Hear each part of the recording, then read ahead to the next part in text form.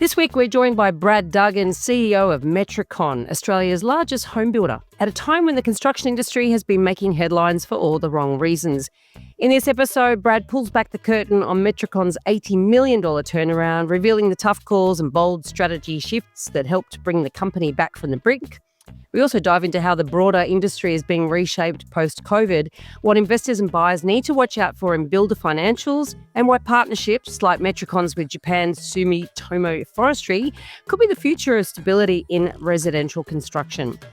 Welcome to The Elephant in the Room. This is the podcast where we love to talk about the big things in property that never usually get talked about. I'm Veronica Morgan, real estate agent, buyer's agent and buyer's agent mentor, co-host of Foxtel's Location Australia, author of Auction Ready and co-host of Your First Home Buyer Guide. Hi, I'm Chris Bates, mortgage broker, currently ranked number 3 in the MPA Top 100 Mortgage Broker Awards.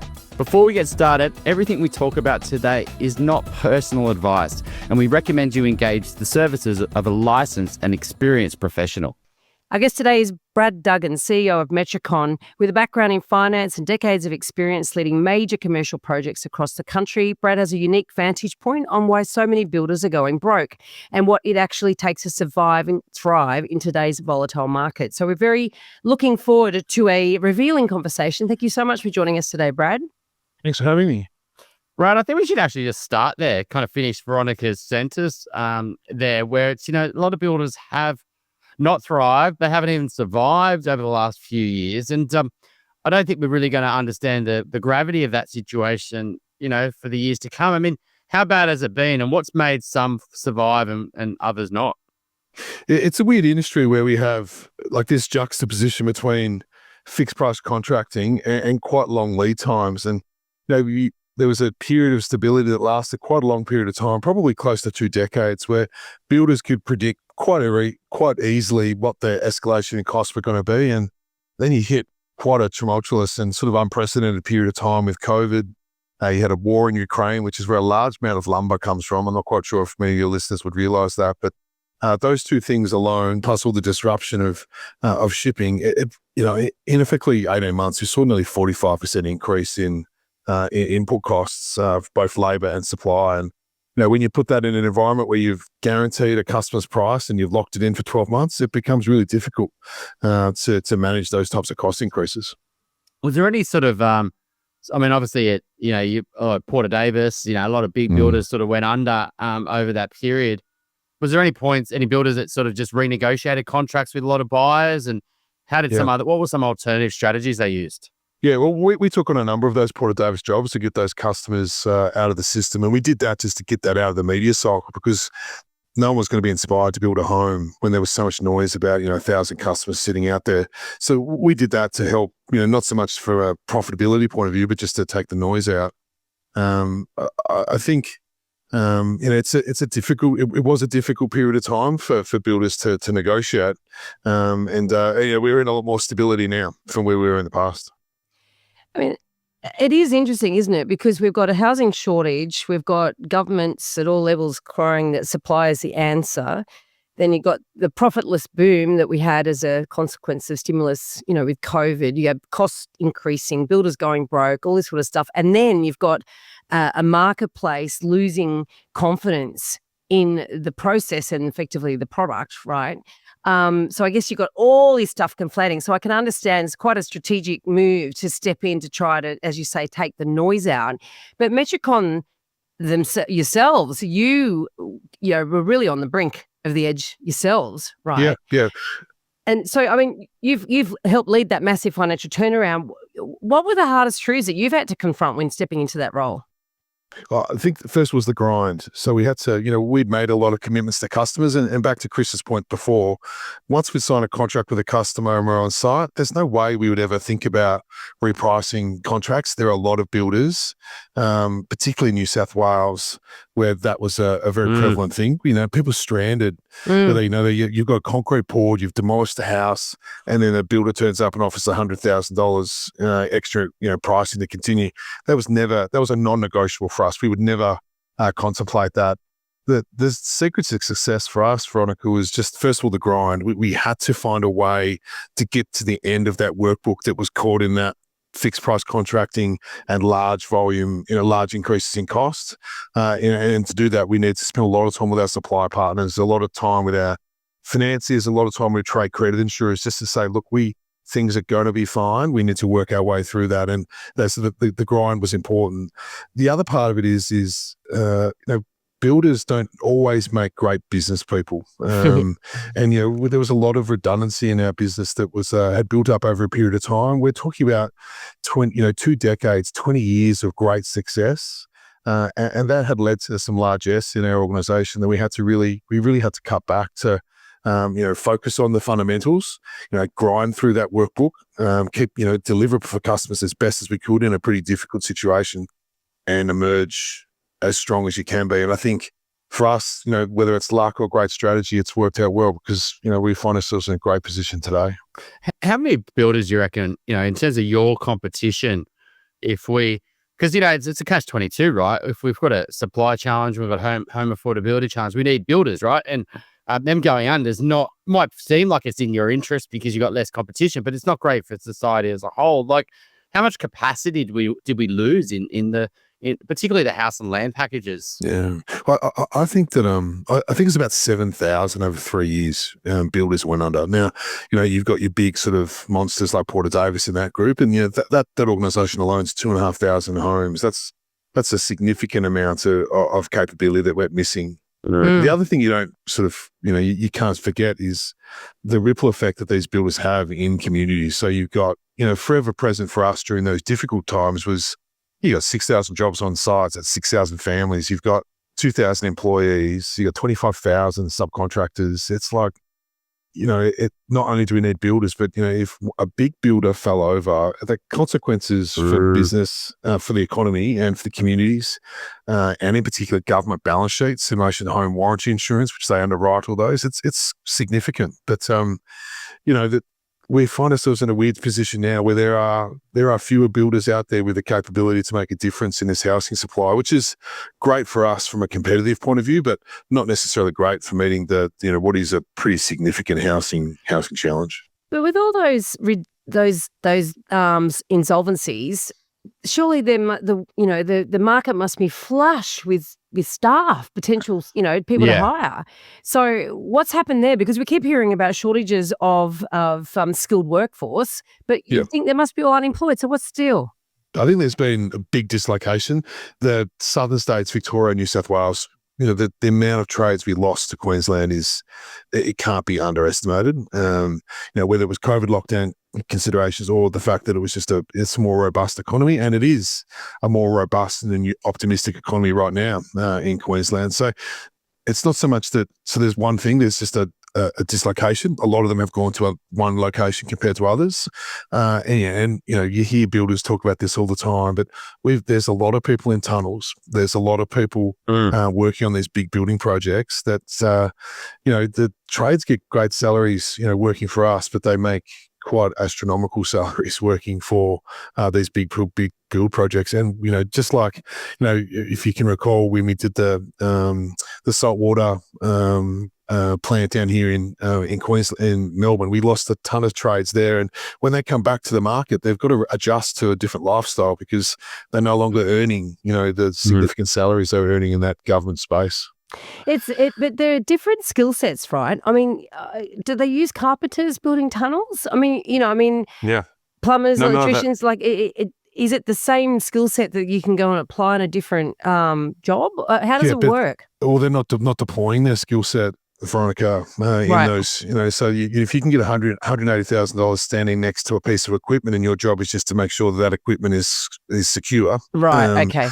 It's you're not using that skill set. So that was a story. It was a very strong story in 2024. Not so much in 2025. I think for where we are right now, which is actually record levels of building permits, the workforce is in a good position.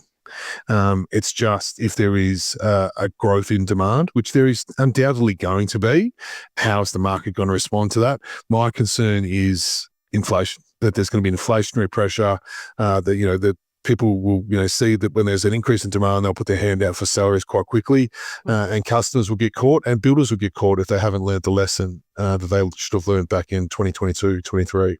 Brad, there's lots of talk around averages of build costs going up by 50, 100%. Like it's just banded about. But for you, and are you doing like for like builds, or is consumer preferences and style change dramatically? Like how much have things gone up? A 4-bedroom house or square meter rate, like how much do you really think the prices have gone up over the last 3-4 years? I can tell you, like from a like for like house from 2019 to 2025 would be about 50%. Okay. And a lot of that growth probably ended at the end of 2023.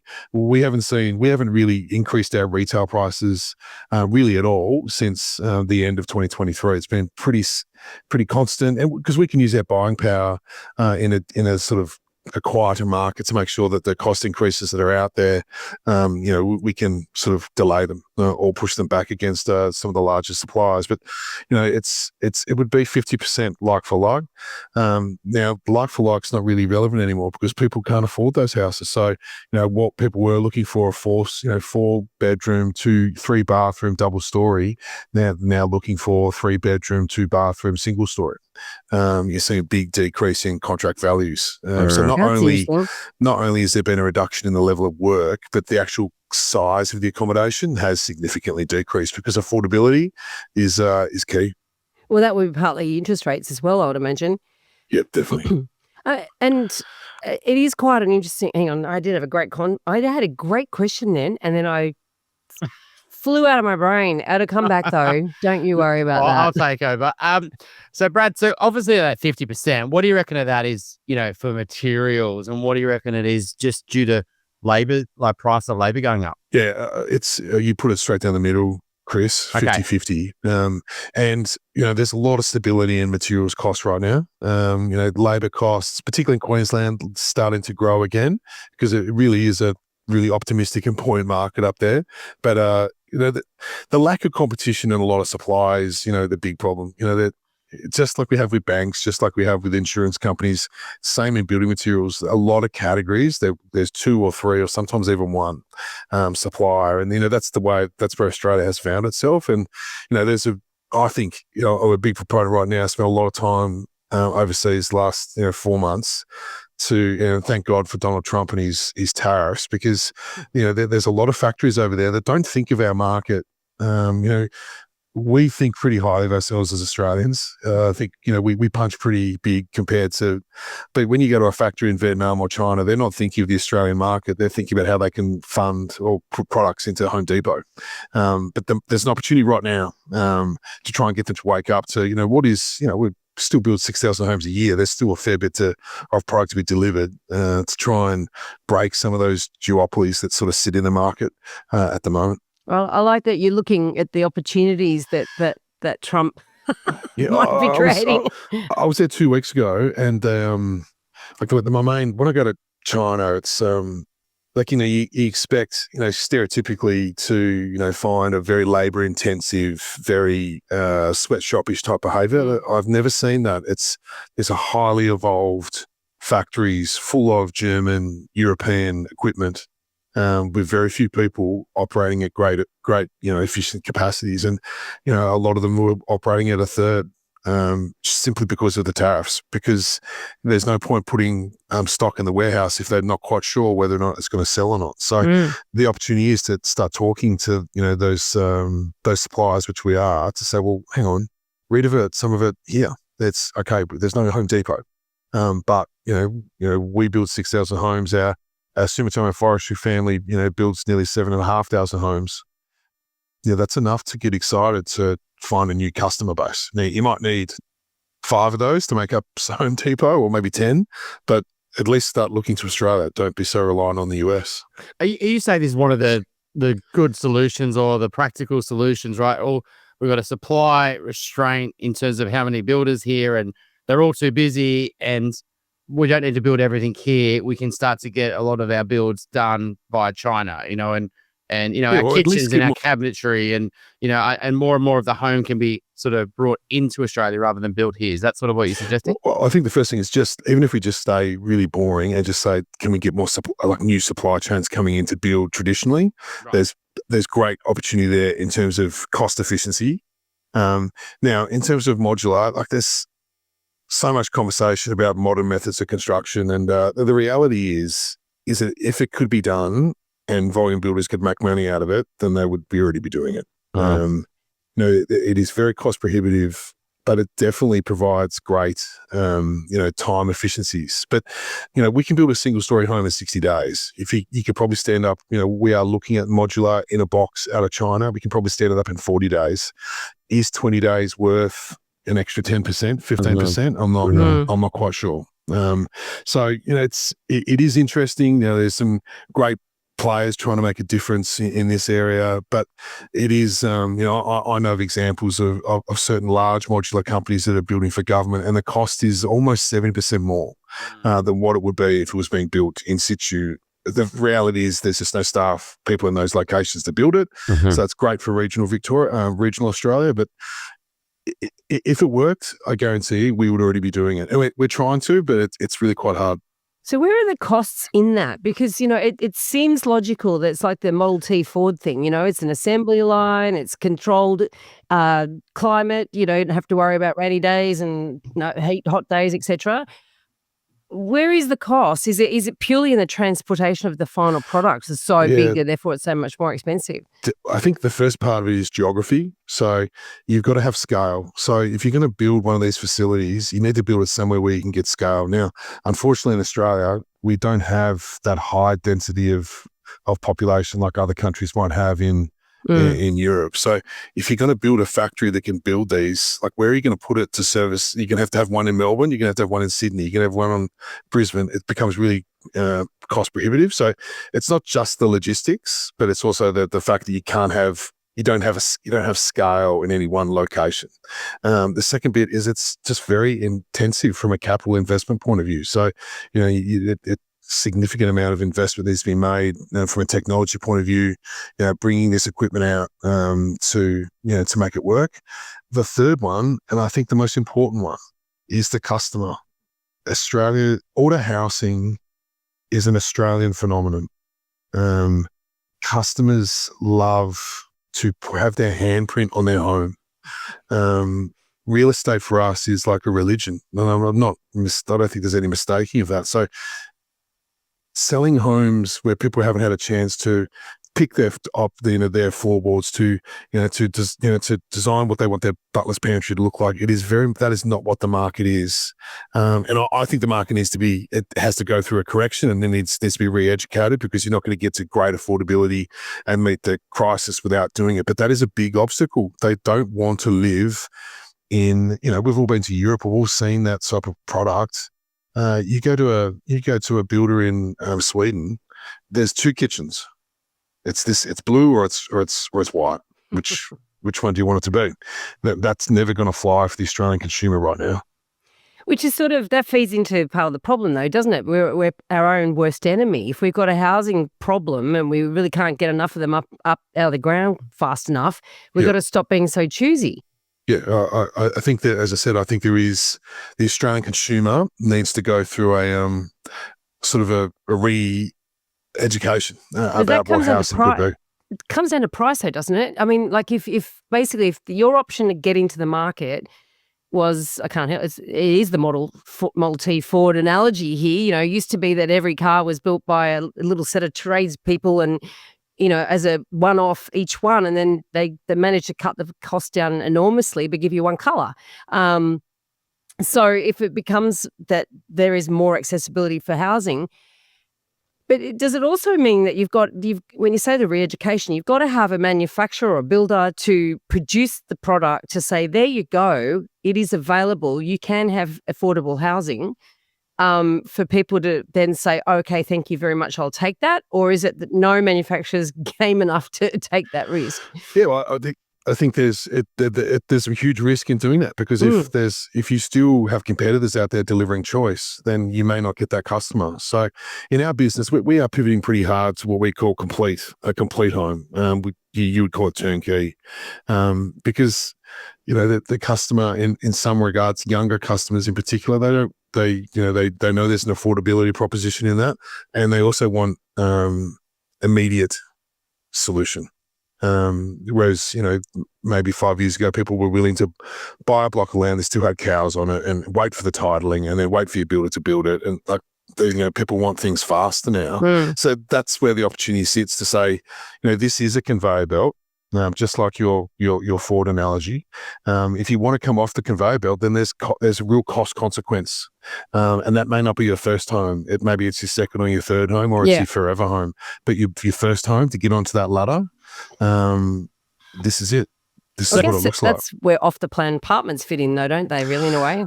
I know, but if you look at my LinkedIn, I spend all my time talking about apartment. That capital growth. I think the worst thing we could do for our kids, and I'm not quite sure if any of you have kids, but I've got kids in their early teens, and I think about it all the time. I think the worst thing a kid can do is to buy an apartment thinking that's the start to get on the property ladder, because you just don't get the capital growth. So I get it.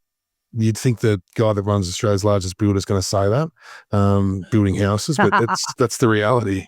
I mean, we can go there a little bit later on the capital growth on, even new versus old of houses and things like that. But so before we go there, for Metricon, what portion are you doing as house and land versus, say, infield sites or people owning, knocking an old house down and putting a new one on? How's it you split? Yeah, I think we probably about 10-15% of our business is that knockdown rebuild business. Okay, gotcha. And then the rest of it, then you've got medium density, which is probably another 10 or 15%, and the rest of it is greenfield or brownfield sort of estates. So, but and then in that greenfield space, it's more about how much of it is what we call auto housing, where you come in and choose everything from the type of hinge to the colours on the wall to come in, we're going to have this house ready in 2 months' time. It is what it is. Please come and have a look at it and buy it. We're moving more. We're trying to move our business more to that space, because it's the way to challenge affordability. Because every time a customer touches a job, it costs money. Of course, it costs money. Yeah. So if you're, I'm just thinking this through. So your infield sites, they do make a lot of sense, right? Because going to an architect, trying to get it designed, get it approved, you haven't got the scale so what do you reckon? That the person who sort of DIYs it and tries to, get it all their own designs and gets a builder versus just coming to you and getting one off the website. What's the savings for them over? Yeah, well, I think the first thing, mate, is if you go to one of those builders, you will not get a fixed price. You will get a cost plus, and that's a pretty dangerous. I'm an accountant by trade. I couldn't sleep at night knowing that I'm paying cost plus in terms of arrangement, because things could change quite quickly. So that alone, regardless of any other price differential, I live in Bayside, Melbourne. Yeah. There's a lot of great, high-end builders in that space. Is there product in different 2 hours? I don't think so. But it just comes with a premium attached to the fact that it's not a volume builder. But the fact that you could get a locked-in fixed-price contract with us with a beautiful design is very compelling compared to cost plus. Well, let's face it, not every site, though, is suitable for a Metricon home. Where I live in a conservation area. There's no way in a million years I was going to get a Metricon home on my site when I did my big knockdown mostly knocked down, because so therefore it's horses for courses in different areas are going to attract that or not. But I think that also, it's sort of interesting, and I do wonder this idea of choice. You go into Homeworld and you go out there and look at all the different builders' products, and so it's sort of like it's encouraged amongst consumers that you go to a volume builder and it's effectively you're buying mass-produced houses because, the designs are mass-produced, the designs are replicated, etc. But this idea that you're choosing one, and I know when you go into a new suburb and you see all the cookie-cutter houses, yes, there's a few different designs, but it is same. So this concept of bespoke. It's a bit like I grew up in the Shire, right, in Sydney. And in the Shire, one of the really common things, people like to call their kids a really common name, but they don't want it to be common, so they'll weird up the spelling. It's a bit like that, right? So, if my name's Kylie, Kylee, but, it's really Kylie. Yeah. Do you know what I mean? That's what I always think of these, they're not really bespoke. So why are people feeling themselves? It'll be like, so the design may be, pretty standard, like they've picked from a group of 20, but they want the ensuite in a different location. They want the rumpus room moved around. They want, so they can and the do whole that. point, and they do that, and that takes time and it takes cost. Yeah. That's what adds on to the value of a home. So, you got to get a draft, you to redraw something. It adds to the cost of a home, doesn't really add to the value. Yeah, no, correct. I agree. So I'm just thinking, Brad, I'm just I think it's very interesting, this whole space, and particularly how things change over time, right? So it sounds like the buyers are reducing what they want from a home, mainly because they probably can't get access to lending enough to fund the 4-bedroom, the 2-bath, and the second TD room, right? So they're saying, look, I've only got $700 to spend, and what can I get? And it's a 3-bed with a 1-bath, etc. So maybe that'll change when capacity goes up, or and rates go down, etc. And they've got a bit more they can spend, but maybe not. But it sounds like you're moving to more this turnkey thing, so that potentially will give you more cost efficiencies that you might be able to pass on to buyers. But if that then leads to a suburb, right, where are you, in terms of streetscape, is it literally going to be something like a Jim Carrey TV show where it's all pretty much exactly the same, or are you going to mix them up so at least it feels different? And if they're not changed internally, does that, when they sell one day, is it like, well, hang on a sec, there's 5 houses exactly the same like my house for sale, how do I make mine stand out? Like, I think it's a good point. So there's a couple of things in there. One, we work with great developers like Stockland. That they are, one of the big things that maybe, a lot of your listeners don't realize is if you want to build a home, the developer approves the facade. They want to have that difference in streetscape. So there's a great protection there because nobody wants what you're talking about. In terms of what you are talking about, if anyone's been to America, like I don't know how people, when they get home, which house they which house to walk into. Like you could walk into someone's wrong house because they all look exactly the same. They don't even have fences. But is that an evolution of where the Australian market needs to go to solve this challenge? I hope that probably isn't the case.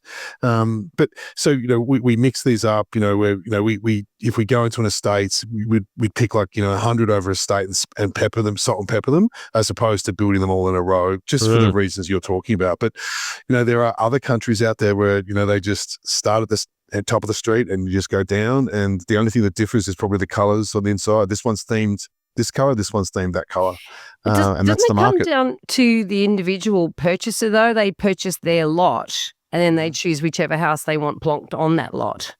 Here in Australia or over there? Here. Yeah, correct. That's right. And that's that whole bit that I'm talking about.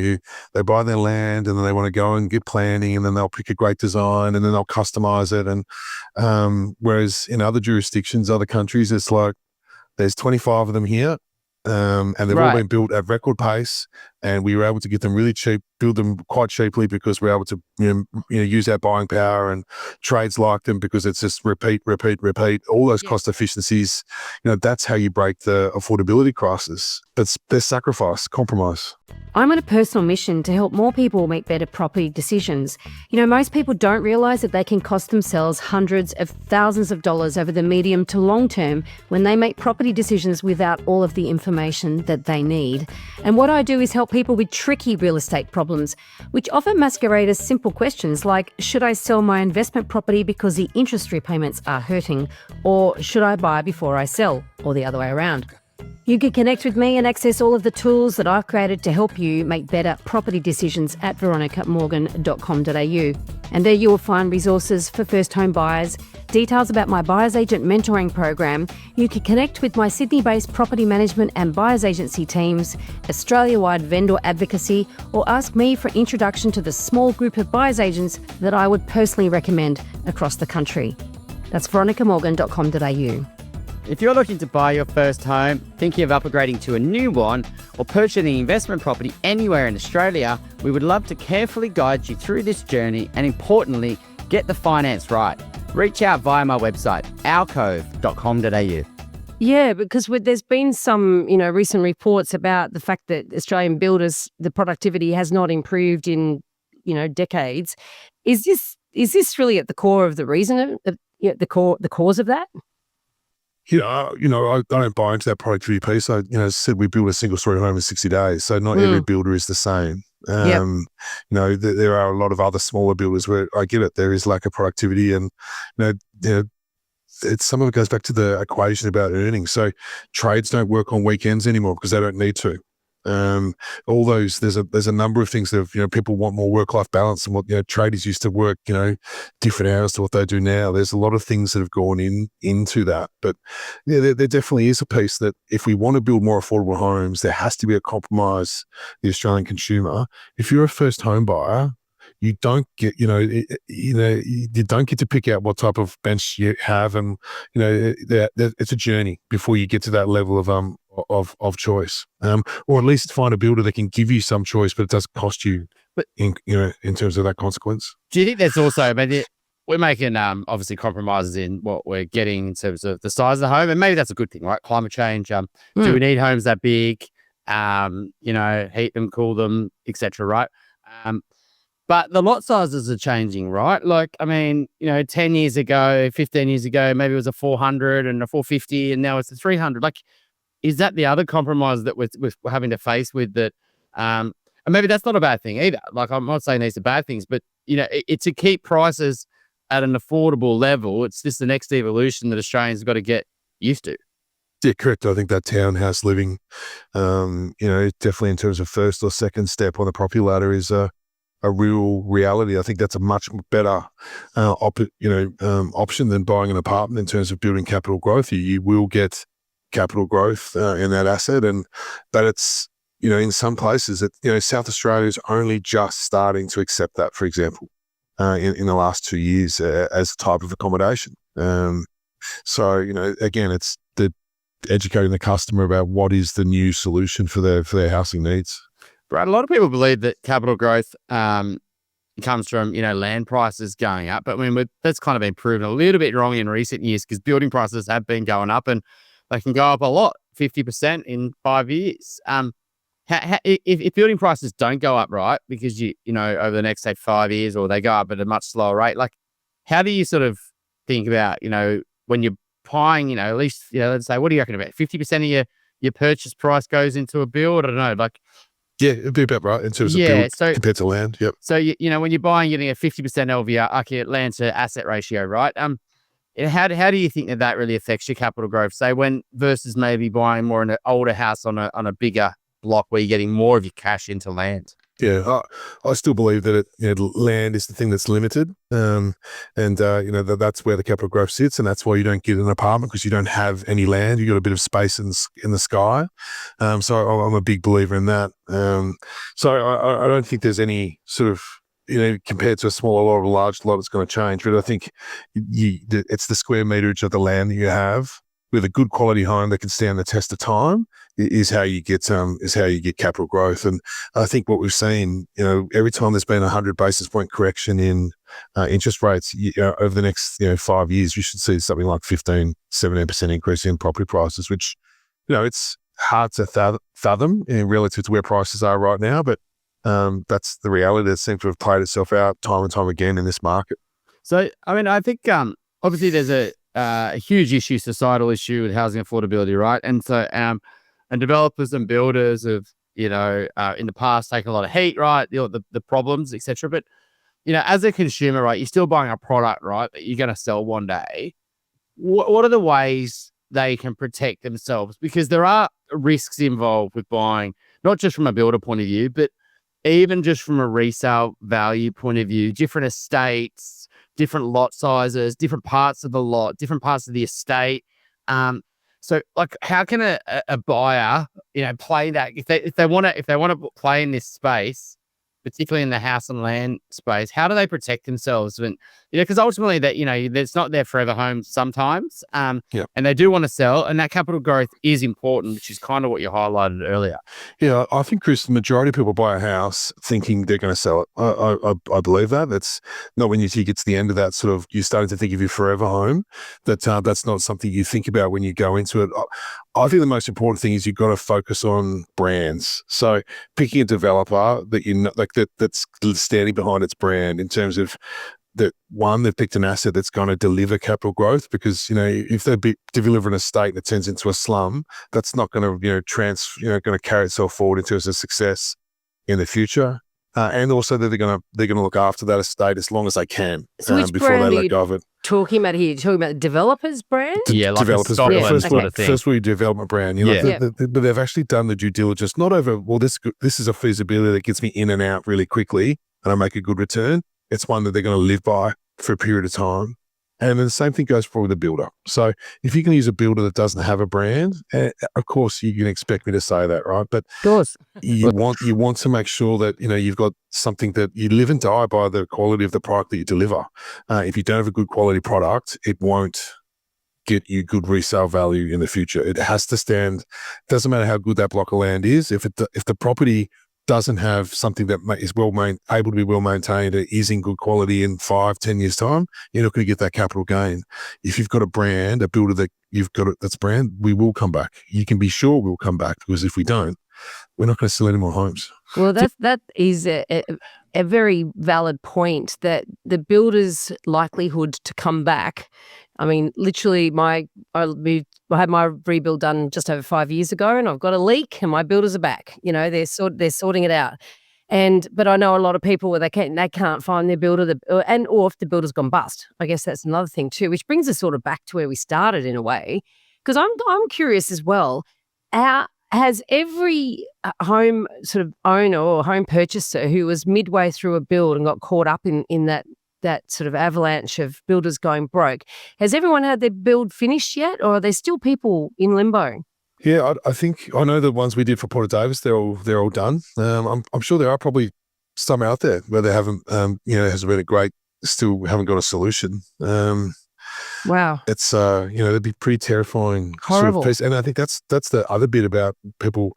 At the moment, people want surety on their financial confidence, and they also want surety on the building journey. No one, how can you buy a block of land and you've got a rental or a mortgage somewhere else, and like you budgeted that's going to take 18 months, but it took 2 years. That's a big piece that's really quite important. But going back to why these things happen, Veronica, is that a lot of builders are really thinly capitalized. Like there's not much substance behind them. These are models of subcontractor where you get the money for the customer, pay the subcontractor, maybe you've got a bit of time, you pay the cash in between.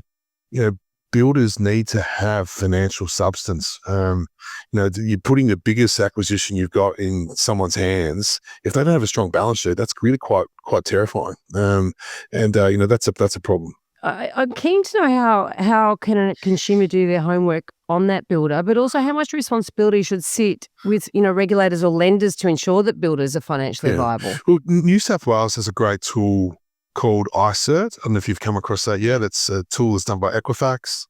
A builder has to pass tests in terms of financial competency, capacity. Did they do what they say they're going to do? And we're proud to say we've got that iCert certification. They're really important to give customers that confidence, and it goes to that importance of brand. Regulators have a massive responsibility to make sure that there's robustness in the market. It goes back to Chris's comment before. We definitely need that, but we definitely need builders at the same period of time. So there's a fine line there that needs to be worn. But that, I think more stuff like iCert gives the customer confidence that someone independent has verified that this business can be trusted. Can be trusted to get the job done. Yeah, we've had it was a very interesting chat from iCert. What's his name, Veronica? Mental blank. Yeah, Sorry. Mental blank as well. But it was I feel like his name was Brad as well. Yeah, best communicator I've had on this, one of the best on the podcast, to be honest. It was a good light. But I mean, what percentage of yours actually selling to investors, Brad? The investors are just starting to come back to the market. In Queensland, next to nothing.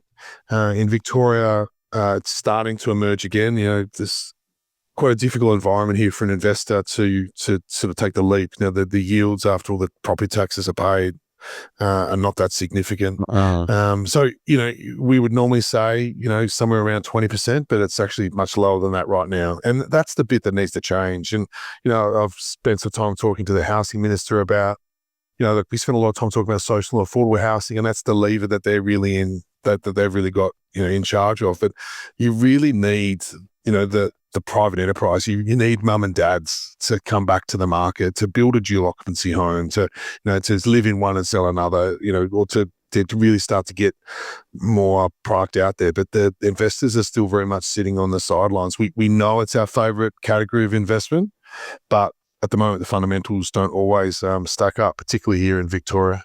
Is there, just in the industry, I mean, in the house and land package, sort of, there is a bit of spruiking, I guess, builders and developers sort of paying people to sell products, right? How does that sit with you guys when, it's building for investors, it's not building for owner occupiers? And what are some of the dangers where people go wrong buying these, for investment?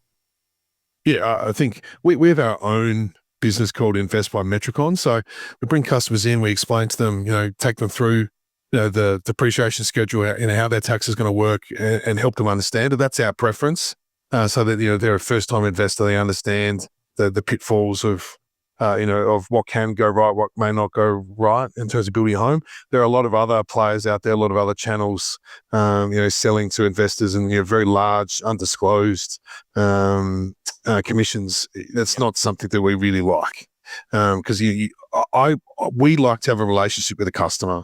Sometimes when you're in that investment space, you don't really have a relationship with the customer. You have a relationship with a financial broker, and that's not one that really fits our brand.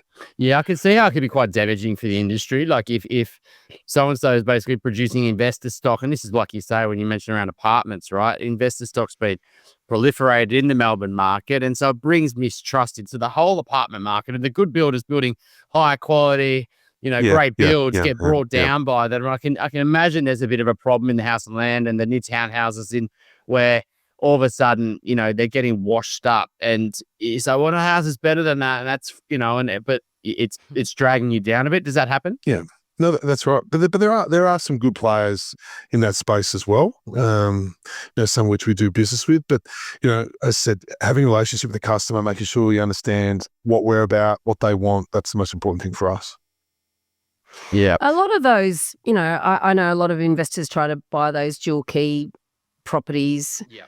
I'm not a fan. I'll put it out there. I would say, and I've done a little bit of analysis over the years, ad hoc analysis, case by case, where some people who bought these newer properties have made good gains, capital gains, and others have lost money, And it seems to me a lot of it is really location specific. If you're going to buy in an area where there's a lot of the same sort of stock, and then there's ongoing subdivisions, then you're really not going to make much growth for a long, long time.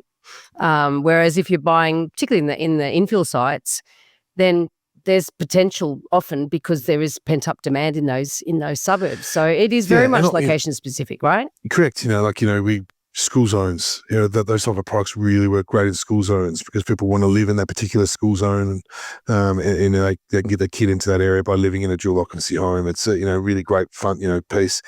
We see the dual occupancy piece really about planning for life. So a lot of our customers, they'll buy a house, they'll look to do a dual occupancy home to live in, and one to invest to give to the kids at some point in the future. Or it's really a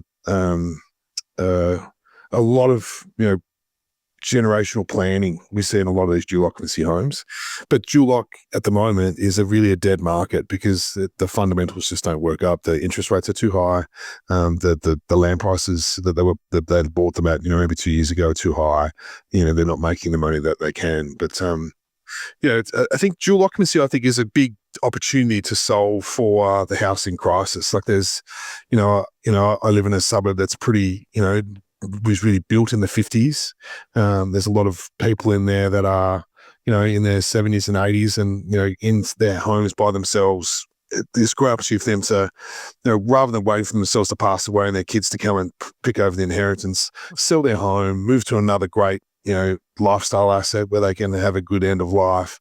And, we can create some density, what we call gentle density, that's not impacting the streetscape too much, because no one wants to live in a street where there's every house is a townhouse or a dual lock. But, you do that 2,000 times, that's a solution rather than building 4 20-story apartment house out in the suburbs.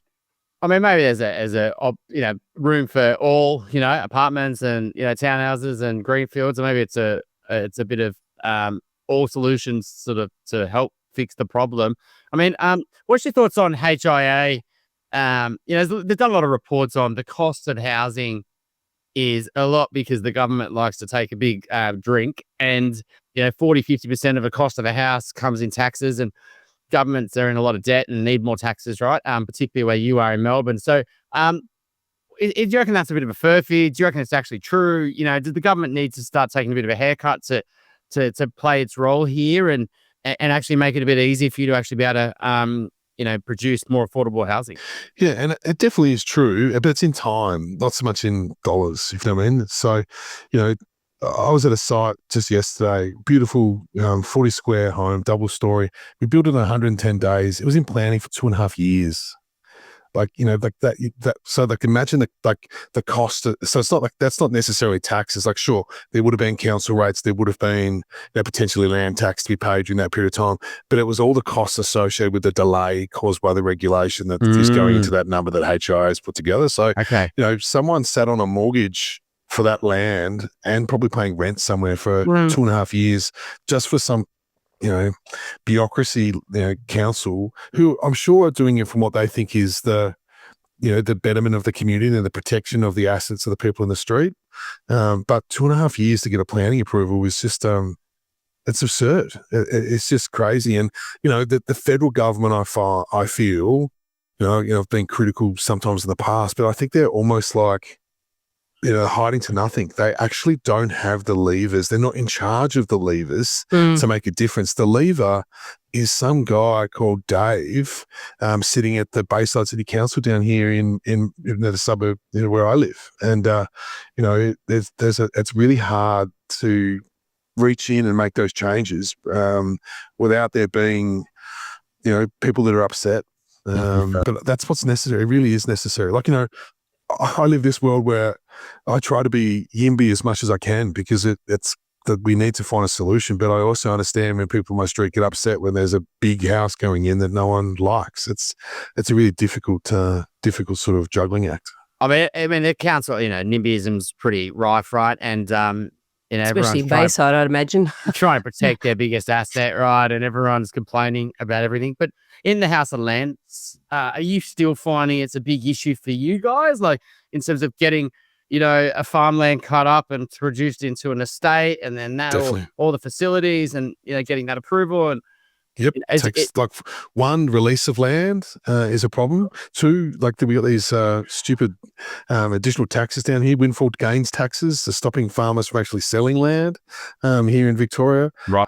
The civil contractors they're back there in the tunnels. They're not busy. They are too busy to help out. So there are definitely delays there. Just getting a title, Chris, where you guys are in Sydney, like it varies so differently from suburb to suburb. Like the Shire might be fine. I could mention a couple that are really, really bad. Like, I'm talking about like 10 times slower.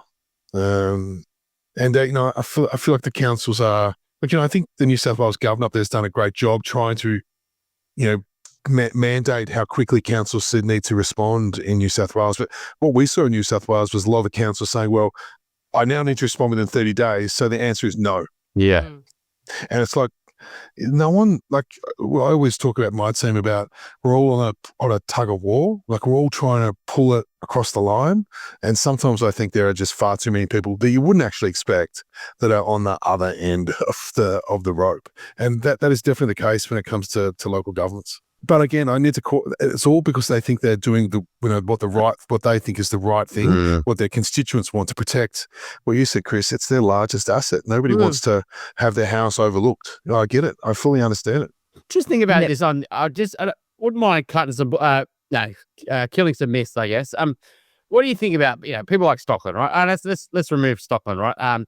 Let's just say big landholders and big developers, right, who have got and bought these farms. They're buying it, usually sometimes years and years ahead of time, because that's how you get it the cheapest price, right? You don't the farmer that's right with the back door, there's house and land packages, isn't going to be selling it for a cheap price. They know it's going to get rezoned soon. So, if you release a lot of land at once, it's just economics 101, right? You're going to overflood the market and buyers are going to have choice. So, isn't also the developers that are releasing it slower to maximize the value they get per lot? Or do you think that they're not really to blame? They actually just want to turn over money as fast as they can, and it's the governments that are slowing it down? Yeah, I think first thing is a lot of those big developers, when they buy those farms, most of them are in partnership with those farmers. It's not often that they're just buying it outright and that the farmer isn't on the way for the journey. So there generally is more alignment there than what you probably think there is. And the other part is they have the same sensitivity. They have sensitivities that are different that they need to compete with. They've got shareholders they need to deliver upon. They've brought them on a feasibility that needs to be delivered. And, unfortunately, they're in business.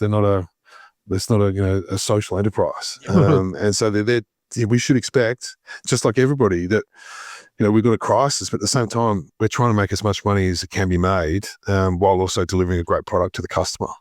And you've got one shot at it, don't you? I mean, that block of land gets built on once and maybe again in 50 years' time. Yep, correct. And that's why you see a lot of developers are starting to realize that, God's not making more land. And so what are the other ways in which they can actually rather than selling it, how can they find other ways to deploy it into the market? I'm a big believer in the LLC product. It's, if you think of all the aged people that are living in shit homes, across suburban, Sydney, Melbourne, and Brisbane, that could be living in a great lifestyle, in a lifestyle community, free up that stock, build a dual occupant home or whatever. I think that's the big solution to the housing crisis. And Chris is right. Apartments can fit in there somewhere. Somebody's got to go knocking on a lot of doors to get those old people to buy into this as an idea.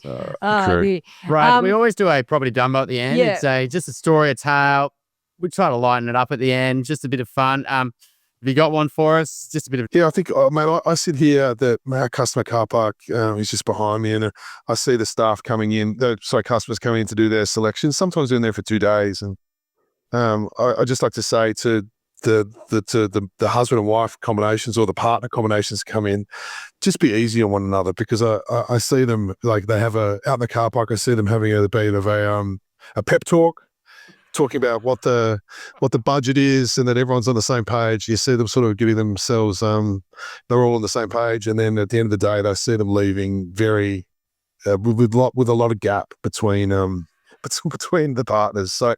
And generally, it's the female that's first and the husband behind, but not always.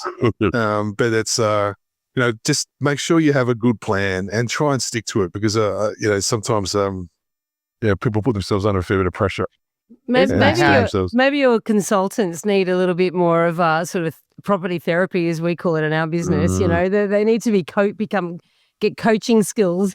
Yeah, that's exactly right. That's probably how you measure the success of your organization, though, right? Like the bigger the gap is, the more unhappy they are, and that means your sales guys have pushed the budget up. Well, someone's happy though, Chris. There was one of those customers were happy. So whoever, we're normally the one that's at the front. So just have a good plan and stick to it. So I'm going to an auction on the weekend, and I'm like, every time I sort of have a few moments to myself, I'm saying the number in my mind that I'm limiting myself to. Just visualize it and stick to it. Right. I wrote a book on auctions, right? Yep. We won't have time to read it, but I'll probably give me I have to get ChatGPT synopsis. Get auctionready.com.au. What do I say? One little piece of advice I'll give to you. It's great to have your limit, right?